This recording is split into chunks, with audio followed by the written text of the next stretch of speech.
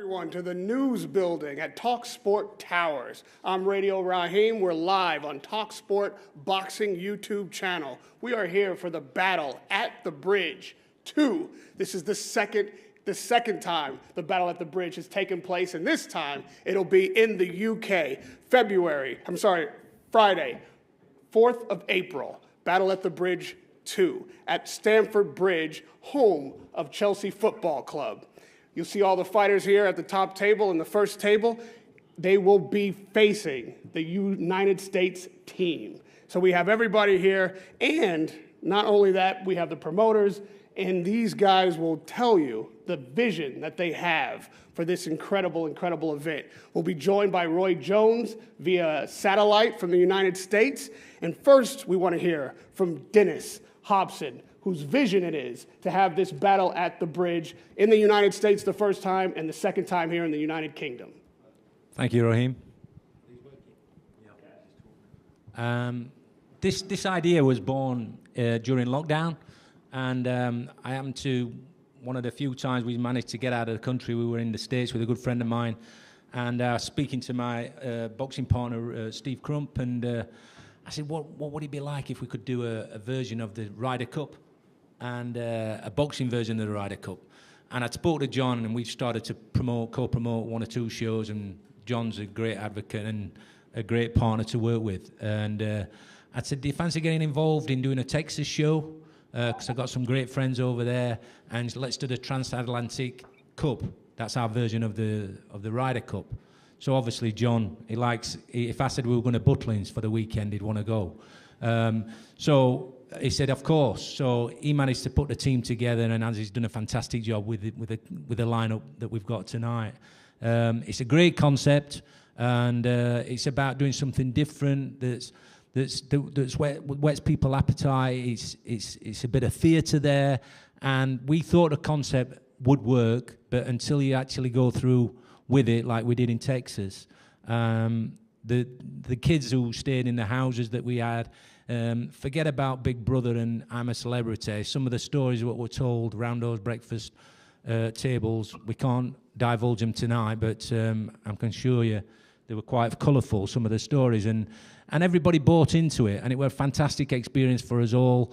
And I've been doing this game for 30-odd years, and that's one of the best memories I've ever had. So the kids all bought into it. They were representing their country against the Americans. And Raheem, I need to mention that you're the opposition tonight, yeah? I'm representing the whole of the U.S. team. Absolutely. I gotta tell you, when I saw that this UK-US thing was happening, I thought back to when I was a kid, watching boxing, loving the sport. I didn't have a thought about United Kingdom boxers. Americans were running the show. Only time I saw United Kingdom boxers, it seemed like just like a bunch of drunk guys wanted to come over and see their guys get beat up, and we just happened to be there to serve that purpose. Guess what, Raheem? We're at the top of the tree now. This is what hurts my heart, right? I'm here hosting in the UK. It's now the home of boxing. I have to say that because I've moved over, believe it or not. But at home, when my generation was coming up, it was the home of boxing. I believe every United States fighter who's not here today is somewhere in America just brooding to take that smile off your face. Absolutely. We want boxing back in the U.S., and we're going to come get it on the 4th of April. Well, don't hold your breath. At the bridge. Hey, guys, don't hold his breath. We've got some great talent here, and they'll all be giving their all, because this is something that's going to grow and grow, and it's a pleasure for us to announce our partnership with talkSPORT. Denny Morris-Huntley and obviously Spencer Oliver has played a massive part in us being able to coordinate and put something together and co-promote together. So long may this continue, and it's going to grow and grow. So this is a really exciting time for us. But what I'm going to do now, I'm going to pass you over to my compadre. Do you know how to spell that? John Trethaway, who's played a massive part in pulling all this together and put the guys together and matching them. And I can assure you that some of the matchups are going to be tremendous. So I want to thank you all for your attendance today, and I want to thank Denny again for his support and backing us, because I'm going to make sure he's never going to be disappointed, and he's never going to be disappointed that he's met me. And we're going to go from strength to strength, and we're going to make him some memories. Thank you. John, I'd like to talk to you about the fighters that you've assembled for the UK team. This is the second time you put together such an incredible team. First, how do you decide which fighters want to represent the UK from show to show? Yeah, good question. Thanks everyone for coming out tonight as well. It's not too hard because the minute you say you're going to America, like Dennis said, I do get excited about going to Butlin. So a lot of the fighters were like, I just want to go. So that's brilliant. And equally, I don't know if you actually mentioned yet, but it's at the best football club in the world. The rematch is at Chelsea for those Chelsea fans out there. So once we announced I heard a boo. Yeah, probably more than one or two in here, but I'm all right. Once we announced that we were doing it at Stamford Bridge, I am biased clearly, but it's the first time we've ever had a professional boxing event at that stadium. So a lot of the fighters were like, John, we want to get on there. Equally, we do a lot of shows and we've got a lot of relationships with fighters, managers and trainers around predominantly the south of the country, Dennis more than north. But we go straight to those gyms that look after us. Most of these fighters here have fought multiple times on our shows and looked after us. So equally, it was like, we'll look after you. You know, these are the guys that sell the tickets. These are the guys who get in the ring and get punched. They're the reason that the sport goes round. So why not give them a fantastic opportunity to maybe fight at somewhere like Stamford Bridge? Costs a lot of money to do that. You know, hats off to Dennis and Steve Crump there at Fight Zone, because I could probably wouldn't be able to dream to pull something like that off. And that's why now we've got a better calibre of fighter and a lot more eyes looking at the show. Equally, I think Dennis let the cat out of the bag earlier on UK USA 3, maybe back in America, and already fighters are like, oh, can we come to that? So it's not too hard, in answer to your question, to get people who want to fight on it. Well, credit to you guys for putting this together and bringing it to the U.S. first. The way you assemble these fighters, it sounds like it's a very meticulous process, and everybody who wants to come to the States, it's your promotion. You get the best pick of the litter, and then you come over and you don't come away with the win. I mean, how is it possible that you come to the U.S. on your own promotion with your best fighters and still can't come away with the victory? So I had to persuade Dennis to do another one. So we had to let you get a draw out there, because if we made it too easy, it might not have happened. But we went 1-0 up, then it was 2-0. Then the Americans came back in, it was 2-1, 2-2. You guys went 3-2 up.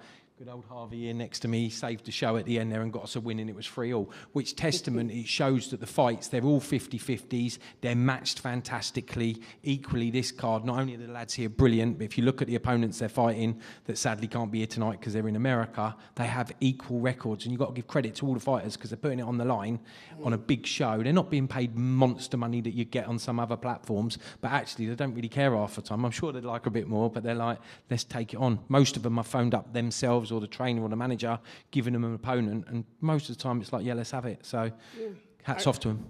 I reckon it might have something to do with the quality of captains. We have Roy Jones Jr. I don't know if anybody's heard of Roy Jones Jr., possibly the greatest fighter to ever lace up gloves. That is our team captain. And then you guys have Spencer Oliver.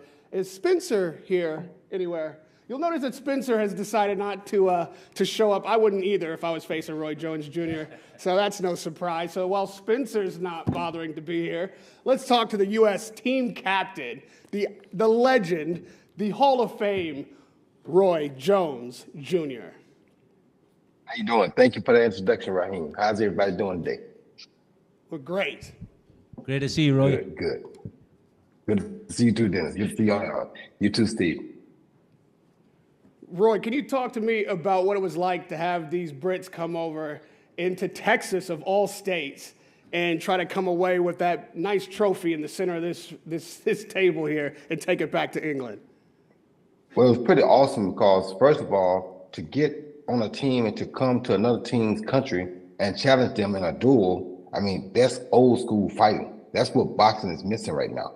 People don't do things like match 50-50 fights the whole card through. You understand me? And for them to be able to go and give us the opportunity to match 50-50 fights for the whole night, it was out of this world. So, I mean, I was so happy and so thrilled at the charisma, at the hospitality, the way these guys carried themselves. There were so many different things that brought the love and support back to me. And what really brought it back was because these guys aren't fighting for checks.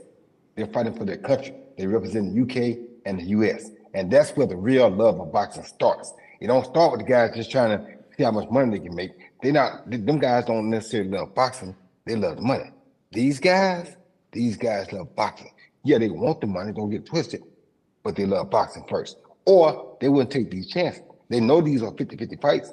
First they came to the U.S., now the U.S. got to come to them. I mean, it's like, where are they doing that at now? Not at the top of sport, not at the top of the food chain. I promise you they're not. Because we want to see big fights, but we don't get them. You understand? I mean, it's like, perfect example the other day, it was two good fights, a good fight that has been now destroyed because I told him earlier, listen, put Bacali against Zhang. That's a great fight. Two big guys give them a chance to prepare for one another, and it happened. No, they picked Zhang in against another guy from Germany. He knocks Zhang out. They put Bacali in on a 4 or 5 day notice with Joseph Parker. He knocks him out. Ruined a good fight because, yeah, we didn't get what we want out of these two fights either, but them two together, we could have got what we want because two big guys that actually came off two good wins. So, I hate to see that boxing doesn't get the fights that it wants, but when you got guys like these that are representing the UK and the US, they give it their all. They leave it all on the line. They don't come out there and worry about their record. They don't worry about who's protecting no O. They come out there and try to win because they want to be winning for the representation of their country. Boxing being a global sport, I like to say that each region, each culture brings something different to it. The Americans fight a different style, different mentality. They train a little different than they do anywhere else in the world. Even if other cultures come to the States, they come to learn that style. You have a very, very unique style. Sometimes people come to Philly to learn the Philly shell, if you will. Sometimes people come just to stay in the gym and see how Americans are training. What do you think is the difference, stylistically, boxing culture-wise, between the U.S. and the U.K.? The biggest difference is the knowledge of the trainers. There are a lot of good trainers in the UK too, don't get it twisted. The Ingles are very good. Joe Gallagher is very good. A lot of really good trainers in the UK too. But to have guys who have trained guys that have dominated the sport, it's hard to really find that in the UK because they find guys that are good and that dominate the UK, but it's hard to find guys that have dominated the world on a world level like that. I mean, even right now, the Eubank and Ben saga has created another saga for their kids because they had such great fights in the UK. But who did either of them beat abroad?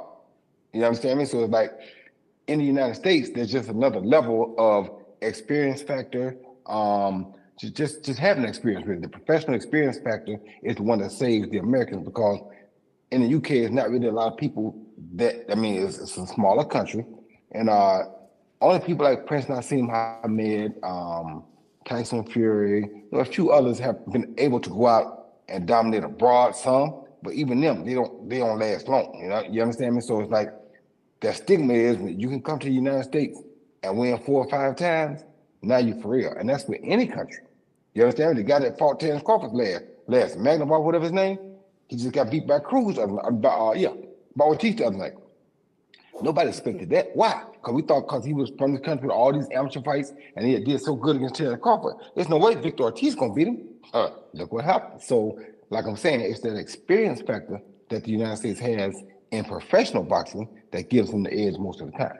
You're talking about Israel Madrimov, who had a great performance against Terrence Crawford, who will then now be facing Canelo Alvarez, clearly a Mexican fighter, but spends a lot of time training in San Diego, has a lot of, I believe, elements of his game that he may have taken from that Floyd Mayweather fight.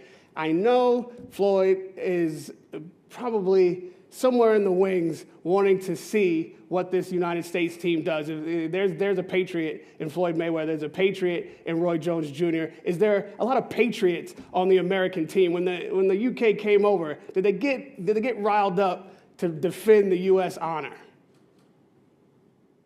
They did, but the UK also came over with the idea of showing that, hey, we are here. We here to take over. We have already taken over as far as the venues go, as far as the fans go. They got the best fans in the world. You understand me? So they already won those two. The only thing they haven't won yet is the actual boxing technique. They haven't taken that over yet, but they're coming for it. And the fact that they came to Texas and challenged us like that tells you that, hey, they know that they're on the uprise and they're looking to continue to grow. And that's a beautiful thing. Well, one thing I got to say, Roy, is that the UK fighters are so well-behaved, so well-mannered, so classy and kind. They just let us stand here and talk all this trash, and no one said a word. So it's only fair that I get them an opportunity to have their say. And everybody out in the audience, once we finish this portion of speaking to the tables, we're going to come to you for questions. So don't worry, you'll have your say and have an opportunity to give your questions too. I'm going to let every fighter introduce themselves. We're going to start here closest to me, talk about where you're from, who you are, and what makes you want to fight on the UK team.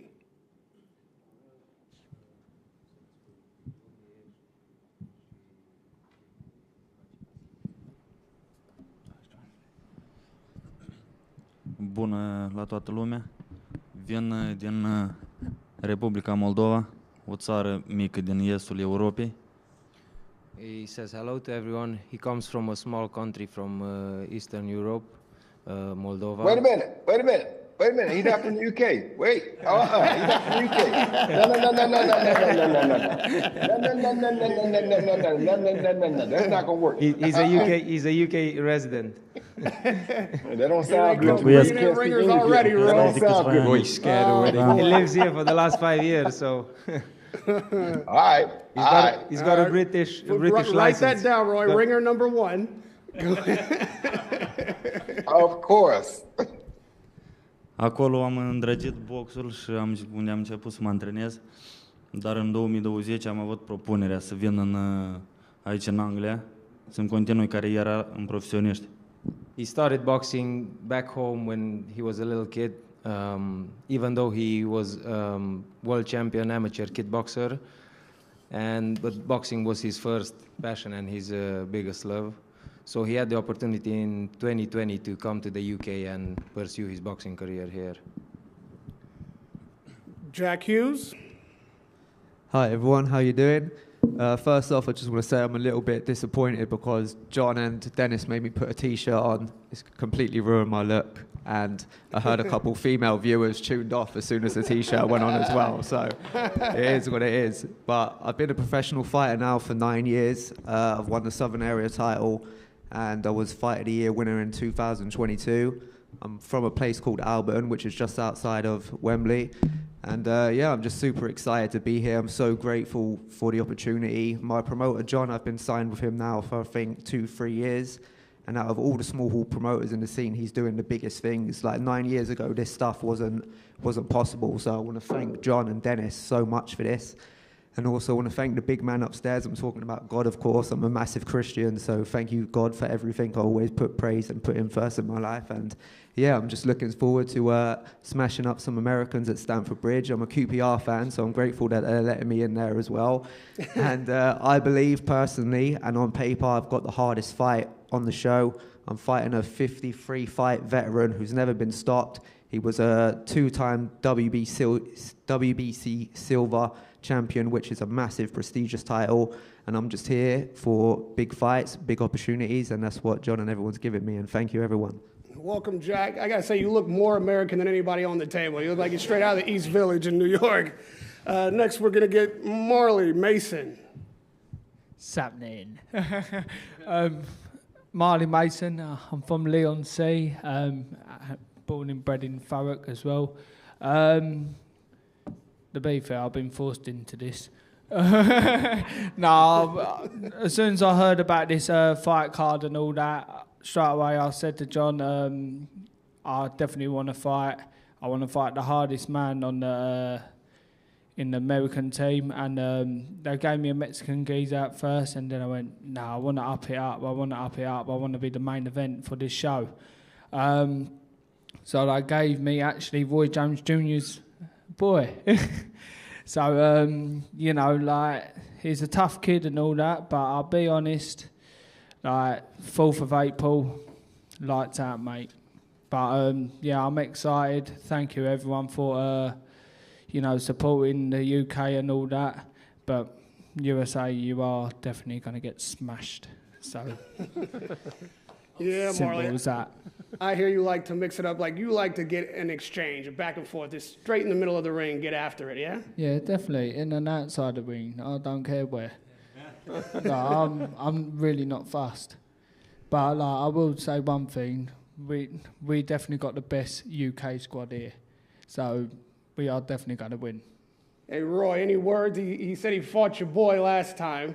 Any words about that fight, how that came out? No. I mean, Oh, no, you're fighting it one. is Yeah, what yeah. it is. Yeah. Yeah. I mean, your man's not here, so you might have to... He's speak. fighting Mandeep, right? That's it. That's it.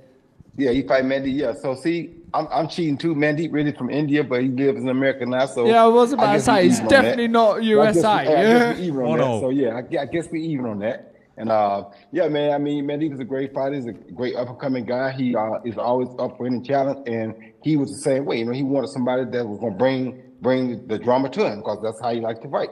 And I think this is going to be a great fight. One of the best fights of the night to me because it's my guy, and his opponent is a very, very tough opponent, very competitive opponent, and that's what we like to see. So I just love the 50-50 fights. I don't talk trash to nobody because I'm not fighting. But my guy is, and the trash talk, that's between them two, not me, you feel me? But I do look forward to a great fight. I love the fact that this guy coming to win because I know Mandeep probably going to come to win too. So it's a great thing. I'm going to stick it on him, mate. I won't fight you, boy. You still knock me out. But no, I'm going to be on your boy's chest all night. That's what you're supposed to do. We here to win. That's what you're supposed to do. Well, now, Love you, Roy. Thank you, brother. Thank you. The UK team, Roy, is still one ringer up because we have two Indians on the card and we got Ender Bossy here, so that cross cancels. I got the whole schedule here. I know what you guys are doing. I see what's happening. What's happening, everyone? It's an honor to be on the show. It's a really big honor because I remember about 6 months ago, John actually first mentioned it to me, but it was just an idea back then, you know. He said, I'm looking to do a show around April time at the Stamford Bridge, and I didn't really take much notice of it because you hear a lot, but, you know, John Graf's side, he works hard, and to put this show on, you know, you got some big names on the card, both from the English team, the British team, and the American team. You got Roy Jones headlining the American team, so it's massive, and it's a big opportunity for me to be here. It's what we all look up to growing up, you know, from a young age, from when we first start as amateurs, all the way throughout our professional career. We want to get out, we want to get on big shows, we want to get on big platforms and showcase what we can do. We don't always get a fair opportunity, but you know, John's give us this opportunity, and I'm grateful for it. But it's weird because just behind me, Harvey Horn sitting there, and like 15 years ago, we was both at the same amateur gym. We used to train together, and if you asked us back then if we'd think we'd be here, we'd probably have said no. But life is crazy, and look where we are now. So I'm grateful to be a part of the team, grateful to be on the journey, and looking to get one over the Americans. Before I let you go, Ender, it's likely that we'll see a competition like this over in India. What would that mean to you to fight in your home country? It'd be a massive deal. You know, it'd be something that's really special to me. India's a big place and it's a big country, but you know, I'd love to be a part of Team Britain to beat the Indians because, you know, like I said, I was born here, I was raised there, I train here, everything I get is from here, so I'd love to be a part of Britain and smash the Indians and the Americans, smash everyone, man. Anyone can get it at this rate. There we go. All right. Brendan Needham? Yeah, Brendan Needham, 28, Sheffield born and bred. We're all Wednesday, aren't we, Dan? Yeah, got a phone call, basically Dennis saying to me, do you want to represent England? So I said, yeah, don't know what in like, but I'll do it. So basically here I am. Apparently it's 50-50 fights, which looking forward to. It really doesn't make a difference to me who's in there, to be fair. I'll still be a nightmare to anyone who comes in with me, so yeah. Arnie Dawson? Yeah, firstly I just want to say a big thank you to John and to Dennis and Fight Zone for having me on the show. Yeah, I'm Arnie Dawson, I'm from Clacton, I train out of Seconds Out Gym in Clacton, so big shout out to them. And like you said to some of the others, and like you asked why I'm on the show. Well, like Dennis was saying, they went out to Texas back in October, and I flew out as part of Team UK for that one, and had a mouthy American that I had to come up against and stopped him in the third round. So I think my ticket on this show was booked when I put him on his arse over there. So yeah, I look to do the same again in April, and then I heard they've got big plans, and if I go 2-0 up against the Americans, I won't be being left out of that one. So, yeah, like you were saying as well, and I always speak to John, and I'm known for being nice and easy to deal with. John always tells me I'm really easy to deal with and really polite, but like you were saying, it's all good that we're polite, but I want everyone to still remember that politeness doesn't win boxing matches, and when I get in there, I'm not looking to be polite, I'm looking to punch his head in. So yeah, I'm looking forward to it, man, April the 4th. All right, way to put that target on your back. I think they're going to all hear that notice right there. Sitting right next to you, I like to say Big Axe, Brad Axe. Yeah, Brad Axe, 28, originally from Yeovil in Somerset, training out of Buckingham Boxing Club. So, similar sort of story really. I got the phone call back in August last year with regards to jumping on the first transatlantic clash. At the time I was only 1-0, just had my debut before, so stepping up straight away to a 50-50 was a big shout. But I couldn't turn down the opportunity to get out to America and take on an up-and-coming prospect. I did so, put on a good performance, had a good fight over there, and clearly it impressed a few people because they want me back on the second clash, and I'm going to do so. We're coming for revenge, and it's on. Well, welcome that first table. Everybody seems keen and ready to go. I wish we had the American fighters here to counter you, but today you got your say. I think they're going to come get their say on the 4th of April. And at the top table, we have to acknowledge a future Hall of Famer, a big man trainer, the trainer of the IBF heavyweight champion of the world, Daniel Dubois, none other than Don Charles. Welcome, Don. Thank you. Hello, good evening. Thank you for that. I'll pay you later. Thanks to Denny and for talkSPORT to housing us this evening. And delighted to be here. I've got my very good friend here, Dennis Hobson, and John. Thanks for having me, guys. And when Dennis told me about this idea, I thought it was fantastic when they first went over to the US to compete. I thought it was a fantastic idea, which this concept can be replicated time and time and time. I think it's a fantastic thing. Like you gave the Ryder Cup as an example. I think this is something that's growing, that in the future the masses will recognize it and jump on board. So the people who are presently involved, you guys kick-started it.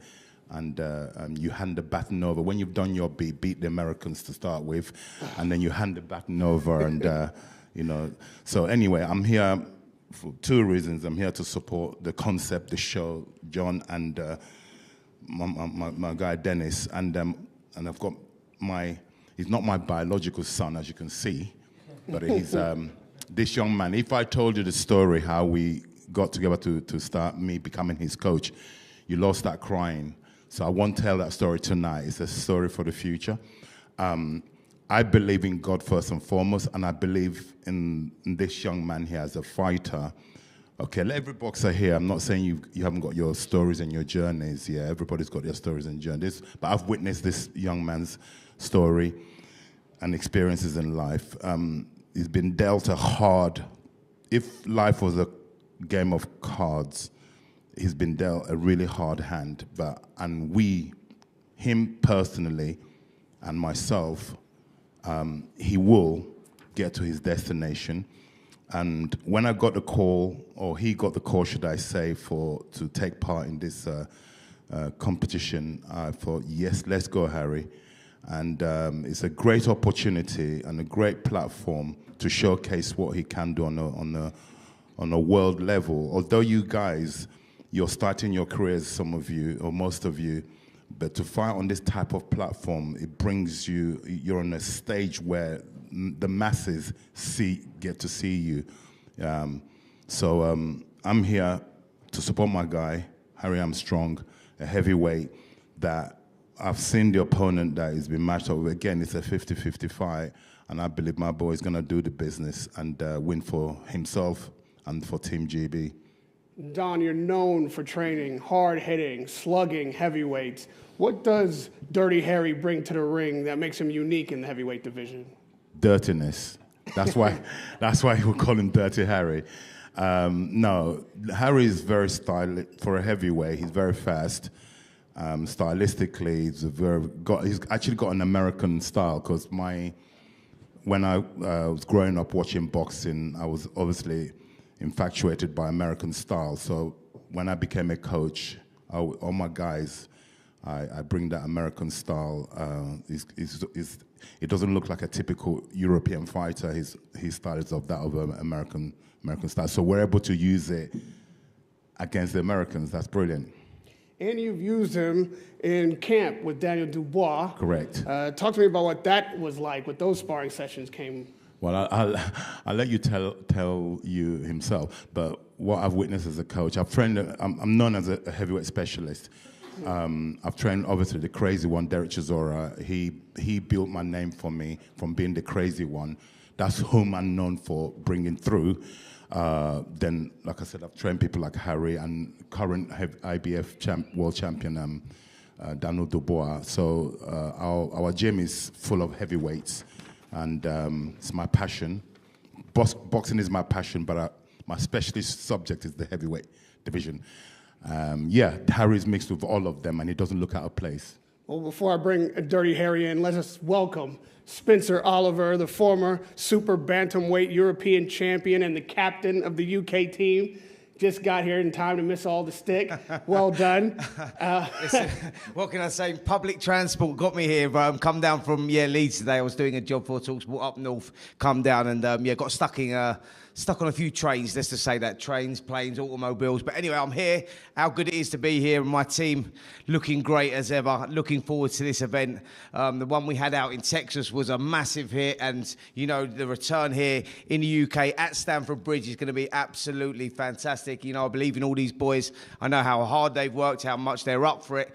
Big thanks, by the way, to talkSPORT for supporting this event. It's going to be a very exciting time moving forward with talkSPORT, and what a fantastic building and what a place, to do a press conference. I mean, absolutely fantastic. Look at that. Look at the capital city. How amazing is that? And we've got a chance to share that today. So brilliant stuff. Thank you, talkSPORT, and I can't wait for this event. I'm looking forward to it. I love a challenge with Roy Jones Jr., a kid that growing up. He was my idol I'm looking at. Now all of a sudden I'm going head-to-head with him. We had a draw last time out, and this is the time to put it right here at Stamford Bridge. Can't wait. Oliver's talking about the landscape we can see outside the window. If you were in the building, you'd be able to see all of London. And here we may be looking at the landscape of the next generation of great boxing and great boxers. Talk to me about what it's like to have this collection of talent and young guys looking up to you and captaining that team. Well, you know what it is? It's about supporting these young men and giving them the foundations to be seen by the wider audience. What the concept that Dennis Hobson of Fight Zone come up with when he approached me about this and said, it would be great to do a UK, USA thing, yourself and Roy Jones Jr. I jumped at the chance of it. I thought, how brilliant is that? And to have these young men to get that exposure this early on in their career, because they will get exposure, there will be eyeballs on it. And that's the important thing, because, when they're known to the wider audience, they can grow themselves. And this is the great development. This is all apprenticeship for going on to bigger and better things. And I think that every one of these young men will go on to bigger and better things. I think they've got a chance to, change their lives here. This is the beginning of what could be a fantastic career, and go on and win titles, and the best of luck to all of them. Well, you may be the first and only bantamweight to ever beat Roy Jones Jr., if that's a possibility. Well, I'm not a bantamweight anymore, that's for sure. What's the competition like between the captains? How important is it, Roy, to make sure that Spencer Oliver doesn't walk away with bragging rights on the 4th of April? Well, the most beautiful thing about the captains is that the captains are the example. And when you learn how to show respect, but also try to dominate at the same time, you learn how to get that balance right. It's a beautiful thing. Spencer Oliver and myself both coming from the boxing world, we understand that every fight you want to win. But at the same time, we're not going to win at all costs. We're going to stay respectful. We're going to try to show the best of hospitality, the most respect for each athlete and the opposite athlete. And in doing that, we set a trend. We want y'all to go out there and fight as hard as y'all can. You guys represent us. We are something different, but y'all represent us. It's a beautiful thing. So it's a lot of lessons that get learned that are underneath the table that people don't even see and understand. But to be able to show or teach by leadership is a beautiful thing. Me and he and I, we have to act as though we want to kill, yeah, but we still know that, hey, at the end of the day, we're going to shake hands, say, great job, and come back in next time. That's who we are. Well, international fights offer a little opportunity for some international moles, some, you know, a little bit of turning one guy over. The man to my left here is Dirty Harry. That's the most American name you could possibly. I think we can turn one. We can get one right here. You know, Dirty Harry. What does it mean to be fighting on the UK team? And how'd you come up with that name, by the way? Who was the iconic American that you named yourself after? Yep, I'm Dirty Harry Armstrong, and the man sat next to me on the right, Don Charles, came up with Dirty Harry. Oh, we got two, Roy. The concept by through the way that I box, through the way that I fight. I feel like I've already had an incredible introduction from Don, but yeah, I'm Harry Armstrong. I'm from Torquay in Devon. I train in North London at the Pug Gym, head coached and captained by Don Charles, and we are here to put some American spice on these Americans and send them home. Are you feeling lucky on April 4th? I was born lucky.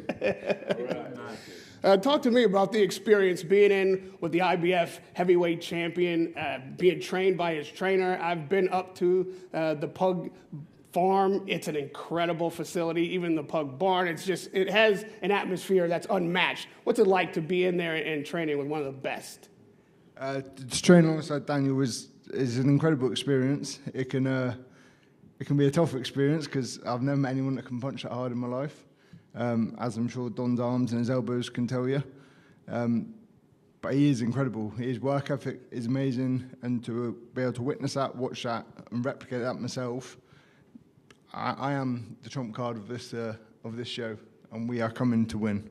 All right, he even slipped a Trump reference in. We definitely got him. Roy, I mean, this guy, he's on our side for sure. Okay, Lucas, I would pronounce this as an American, Ballingall. And if that is not how you pronounce it, that's how you start today. Lucas Ballingall. It's Lucas Ballingall. I've had 20 fights, 18 wins. I'm from Portsmouth, down south. A lot of these fighters on here had a few fights. I've had 20 now, so I'm quite experienced, and I'm not a prospect, I'm a champion. I won the English title a couple of years ago on John's show. I defended it on John's show, and I won my last fight. I won the IBF European title, so I ain't had the opportunity to defend my belt, but I've got the champion's mentality, and whoever's in front of me on the 4th of April, I'll deal with. The IBF European champion at welterweight. Yeah. Absolute respect for that. Fighting in the U.S., but fighting as a team, you know, this is not generally considered a team sport. What's that experience been like, or what's it going to be like? Really exciting this is. I've been waiting about after winning my last fight. I've been on good form, and I ain't had the opportunities. And when I got offered this fight, I was buzzing, took it with both hands. Normally I'm representing my small city of Portsmouth, but I'm representing my country now. And so I love this. I love this team concept, and I'm excited for it. All right. There's one man that we have to come to, as you know, we're running out of time, so forgive me for being short on it, but Harvey Horn. Hello, Raheem. Hello, how are you, my man? Harvey. You good? Obviously, Yes. we've got no Americans here, so you're going to have to bear most of the stick today. Oh, Roy's here. Oh, yeah. Fuck that. Well, I think we got Dirty Harry as well. Right, so I'm Harvey Horn. I'm about 12, 13 fights deep now with one loss. Was WBO European champion. I had the pleasure of being on the last transatlantic clash in Texas. I was the last fight on, the one that nicked the draw and cost the USA their win bonus, so that went down well. I am obviously buzzing to be back on there. I mean, the one thing the Americans did well when we went over there, it was fantastic. We was looked after. The show was fantastic. Everything about it was just bang on. So we've got to give you your dues in that respect. And like you say, finishing on a draw just shows how well the card was matched up. So 50 fights the whole way through. But yeah, so I'm super happy to be here and, like I say, super excited. Well, we've got an IBF European champion on the table, and I've been blessed with the opportunity to let you know that we might have a Commonwealth, a full Commonwealth champion on the table one day soon, as you are going to be fighting for the full Commonwealth title. Yeah, I know. I just heard about it myself. So the news is very, very fresh. This fight for me isn't just a run-of-the-mill fight. Obviously, a huge event, but also this is going to get me ready, get me in the right frame of mind, get me in the right physical condition to go and take something a little bit bigger off of one of your boys, ain't it, Dennis? Is it one of your boys? Yeah. Harvey, I thought you were one of my boys. Oh, here we I go. want to be in my gang. Started already, and that's without a vodka. But yeah, so like I say, this is not just a stepping stone. I'm not looking past this fight by any means, because we know what the Americans are like. They come in. I think my fella's just had a fight 2-3 weeks ago, and he knocked the fella out. So he's gonna be on good form. He's going to be very, very confident, but at the end of the day, he's 6 fights deep. And I said this last time, same table, just in Texas. Said this last time. You just can't buy that experience, and I think it's going to be the same job, same again. They're just going to be punching thin air, and I think John said it last time. He couldn't hit me with a bag of rice if he tried. So we'll see how we get on. Well, you anchored the team last time in Texas, in the most important role being that your team was down. You might have come home with an L, and you stepped in and was able to make this thing a draw by defeating your opponent. And the only thing that couldn't be done was the knockout. How important is it to you to get the knockouts? If you got in the knockout last time, you guys would be sitting here with the win, and I don't think I would be able to stand that. I mean, it's a lovely thought, but if you've had a look at my record, Raheem, I'm not the biggest puncher in the world. I'm a vicious point scorer. But yeah, so like I say, the knockout will be, and I'm going for the knockout if he's there. I mean, if he comes in as a go, there's a good chance he's going to walk-ons to some big shots. But like I say, I think the same thing happened last time with the American.